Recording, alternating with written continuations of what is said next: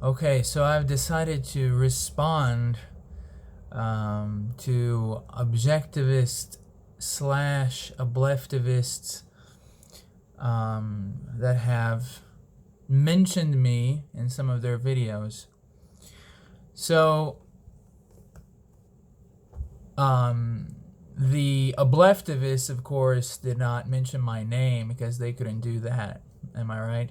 They couldn't possibly say my name, so he simply called me the Italian gentleman with the Confederate battle flag and his friend.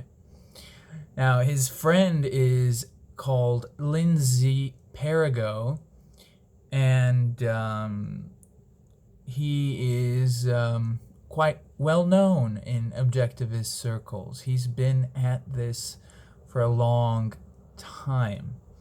And I can assure you these ObLeftivists are all perfectly aware of the open letter to Objectivists, Make Objectivism Great Again, and the MOGA interview on this channel. They are 100% aware of this content. I can assure you. Now, why is that important? It's important because it just goes to show how either stupid, which may be the case in this case, or dishonest they are when they actually attempt somewhat to address our points in a very sloppy manner. Now, since this was directed specifically at me, I will just speak for myself, of course. If you want to learn more about ObLeftivism, you should watch the MOGA, as in MAGA, Make America Great Again, and MOGA, Make Objectivism Great Again, the MOGA interview on this channel, and read the open letter from which it takes its name, of course. So there was this talk about biological determinism, and apparently I'm this terrible, terrible biological determinist for pointing out flaws within the naive blank slate understanding. So this is absolutely, it's just so stupid. Just the level of the criticism is so low that it barely deserves my attention. But nonetheless, I've decided to take some time and make this video. So, the blank slate in Ayn Rand's philosophy, as I have explained on this channel years ago,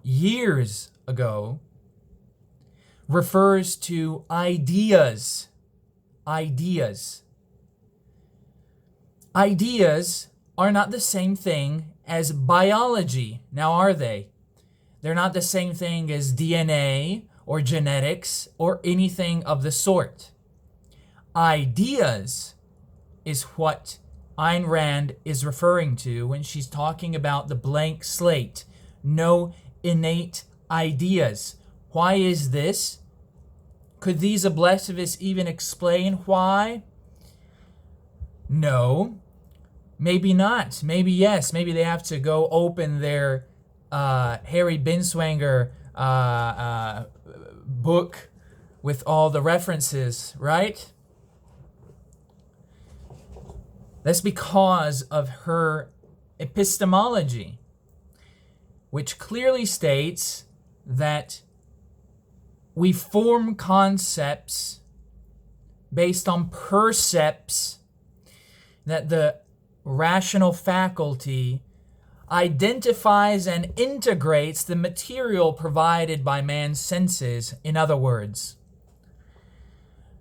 So how could you possibly identify and integrate the material provided by your senses when you're not born yet, or when your rational faculty isn't fully functioning yet? That's why there's the blank slate in Ayn Rand's philosophy. But again, as explained years ago, it's not the same thing as naive tabula rasa, naive blank slate, which is fashionable in liberal, progressive, scientistic circles. It's not the same thing. Not the same blank slate we're talking about. This is why in my criticism of the blank slate, I specifically said this is not necessarily a criticism of Ayn Rand's philosophy, but of its interpretations. Now, biological determinism, what does that mean? They don't even define it.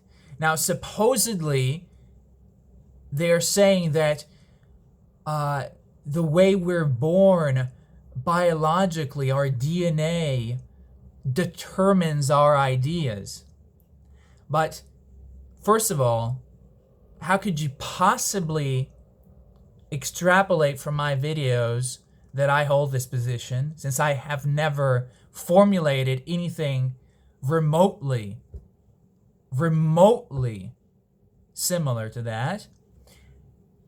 And second of all, who believes that? Who's defending that? It's a straw man. A straw man. Who are you attacking? You're not attacking me for sure. And so the blank slate refers to ideas. You need percepts, you need experience, in other words, in order to form concepts, and you need effort of will in order to engage your mind and form these concepts, because rationality is not automatic. What does that have anything to do with biological predispositions, do you want to call them? That has nothing to do with that. Now, your environment and your biology do influence you. And Ayn Rand perfectly accepts this. Who wouldn't? Who's crazy? Y'all are crazy. Y'all are crazy if you don't accept this basic fact that your environment and your genes influence who you are. Does that mean they determine your ideas? Of course not. Of course not. But again, there's the straw man of the ObLeftivists, and there's what I've actually said, and what normal human beings believe. Common sense, right?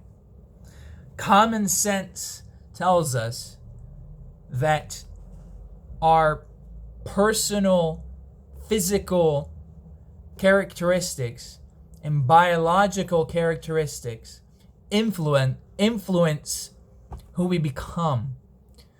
Does this even need a philosophical defense? Now, as far as ObLeftivism, again, they're perfectly aware of the content, but they do not address it. Now, it's really amazing to me that people are now addressing my videos, but they're not addressing Lindsay Perigo. Why are you not addressing Lindsay Perigo, who's been on this channel for 15 times? Why not? Why aren't you addressing it? Is it for the same reason that Yawon Book didn't want to debate Lindsay Perigo, and that Amy Peikoff shut down the debate before it even started?